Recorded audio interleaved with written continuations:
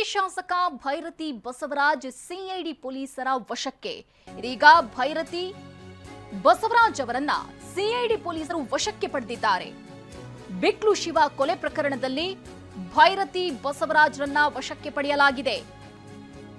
ಇಲ್ಲಿವರೆಗೆ ತಲೆಮರೆಸಿಕೊಂಡಿದ್ರು. ಆದರೆ ಇವತ್ತು ಕೆಂಪೇಗೌಡ ಏರ್ಪೋರ್ಟ್ನಲ್ಲಿ ಭೈರತಿ ಬಸವರಾಜ್ ಅವರನ್ನ ಲಾಕ್ ಮಾಡಲಾಗಿದೆ. ಅಹಮದಾಬಾದ್ನಿಂದ ಬಂದಿಳಿತಿದ್ದಂತೆ ಪೊಲೀಸರು ವಶಕ್ಕೆ ಪಡೆದಿದ್ದಾರೆ. ಭೈರತಿ ಬಸವರಾಜ್ರನ್ನ ಸಿಐಡಿ ಕಚೇರಿಗೆ ಇದೀಗ ತಂಡ ಕರೆತರ್ತಾ ಇದೆ. ಬಿಕ್ಲು ಶಿವನ ಮರ್ಡರ್ ಕೇಸ್ನಲ್ಲಿ ಭೈರತಿ ಬಸವರಾಜ್ ಅವರ ಹೆಸರು ಕೇಳಿ ಬಂದಿತ್ತು. ಆ ಬಳಿಕ ಅವರು ಜಾಮೀನಿಗೂ ಅರ್ಜಿ ಸಲ್ಲಿಸಿದ್ರು. ಹೈಕೋರ್ಟ್ನಲ್ಲಿ ಜಾಮೀನು ಅರ್ಜಿ ವಜಾ ಆಗಿದೆ. ಇವತ್ತು ಸುಪ್ರೀಂ ಕೋರ್ಟ್ನಲ್ಲೂ ಕೂಡ ವಜಾ ಆಗಿದೆ. ಈ ಹಿನ್ನೆಲೆಯಲ್ಲಿ ಅವರು ಅರೆಸ್ಟ್ ಆಗುವಂತಹ ಅನಿವಾರ್ಯತೆ ಇದ್ದೇ ಇತ್ತು. ಈ ನಿಟ್ಟಿನಲ್ಲಿ ಇವತ್ತು ಅವರು ಏರ್ಪೋರ್ಟ್ನಲ್ಲಿ ಬಂದಿಳಿತಿದ್ದಂತೆ ಪೊಲೀಸರೇ ಅವರನ್ನ ಅರೆಸ್ಟ್ ಮಾಡಿದ್ದಾರೆ. ಭೈರತಿ ಬಸವರಾಜ್ ಅವರು ಅಹಮದಾಬಾದ್ನಿಂದ ಬಂದಿಳಿತಾ ಇದ್ದಂತೆ, ಅಂದ್ರೆ ಬೆಂಗಳೂರಿನಲ್ಲಿ ಬಂದಿಳಿತಾ ಇದ್ದಂತೆ ಅವರನ್ನ ಅರೆಸ್ಟ್ ಮಾಡಲಾಗಿದೆ. ನೆವರೆಗೂ ಹೇಳಲಾಗ್ತಿತ್ತು ಅವರು ವಿದೇಶಕ್ಕೆ ಹೋಗಿದ್ರು ಅಂತ. ಆದರೆ ಸದ್ಯಕ್ಕೆ ತಿಳಿದಿರುವ ಮಾಹಿತಿ ಪ್ರಕಾರ ಅಹಮದಾಬಾದ್ನಿಂದ ಅವರು ಬೆಂಗಳೂರಿಗೆ ಬಂದಿಳಿದಿರೋದು. ಬೆಂಗಳೂರು ಏರ್ಪೋರ್ಟ್ನಲ್ಲೇ ಅವರನ್ನ ಇದೀಗ ಸಿಐಡಿ ಪೊಲೀಸರು ವಶಕ್ಕೆ ಪಡೆದಿದ್ದಾರೆ.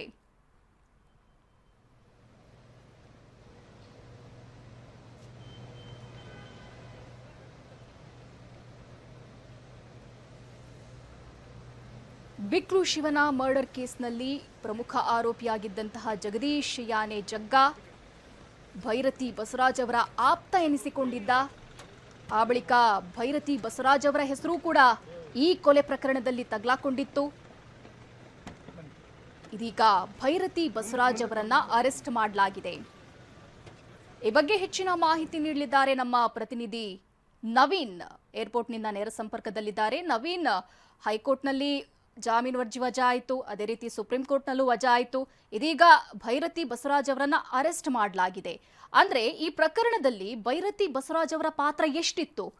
ಇವರನ್ನ ಅರೆಸ್ಟ್ ಮಾಡುವಂತಹ ಮಟ್ಟಿಗೆ ಹೋಗ್ತಿದೆ ಅಂತಂದ್ರೆ ಅವರ ಪಾತ್ರ ಅಷ್ಟೇ ಇರಬೇಕು ಅನ್ಸುತ್ತೆ. ಪ್ರಕರಣದ ಬಗ್ಗೆ ತಾವು ವಿವರಿಸೋದಾದ್ರೆ. ಖಂಡಿತ ಶುಭಶ್ರೀ, ಏನೊಂದು ಭೈರತಿ ಬಸವರಾಜ್ ಅವರು ಏನೊಂದು ಬಿಕ್ಲು ಶಿವ ಕೊಲೆ ಕೇಸ್ನಲ್ಲಿ ಏನೊಂದು ಜಾಮೀನು ಅರ್ಜಿಗೆ ಅಪ್ಲೈ ಮಾಡಿ ಅದು ವಜಾ ಆಗ್ತಾ ಇದ್ದಂತೆ ಸಹ ಅವರು ಕಣ್ಮರೆಯಾಗಿದ್ರು.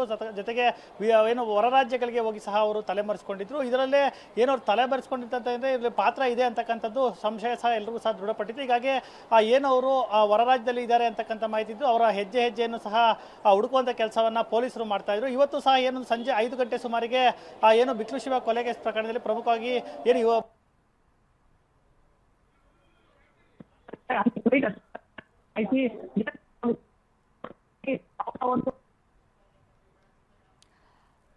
ಇದು ಬಿಜೆಪಿ ಶಾಸಕ ಭೈರತಿ ಬಸವರಾಜ್ ಅವರನ್ನ ಸಿಐಡಿ ಪೊಲೀಸರು ಏರ್ಪೋರ್ಟ್ನಲ್ಲೇ ವಶಕ್ಕೆ ಪಡೆದಿರೋದು. ಬಿಕ್ಲು ಶಿವ ಕೊಲೆ ಪ್ರಕರಣದಲ್ಲಿ ಭೈರತಿ ಬಸವರಾಜ್ ಅವರ ಹೆಸರು ಕೇಳಿ ಬಂದಿತ್ತು.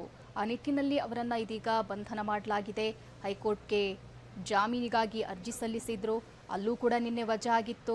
ಆ ಬಳಿಕ ನಿನ್ನೆ ಸಂಜೆಯೇ ಸುಪ್ರೀಂ ಕೋರ್ಟ್ಗೆ ಜಾಮೀನಿಗಾಗಿ ಅರ್ಜಿ ಸಲ್ಲಿಸಿದ್ರು, ಅದು ಕೂಡ ಇದೀಗ ವಜಾ ಆಗಿದೆ. ನವೀನ್, ನಮ್ಮ ಪ್ರತಿನಿಧಿ ದೂರವಾಣಿ ಸಂಪರ್ಕದಲ್ಲಿದ್ದಾರೆ. ಎಸ್ ನವೀನ್, ಪ್ರಕರಣವನ್ನ ತಾವು ವಿವರಿಸ್ತಾ ಇದ್ರಿ, ಮುಂದುವರಿಸಿ.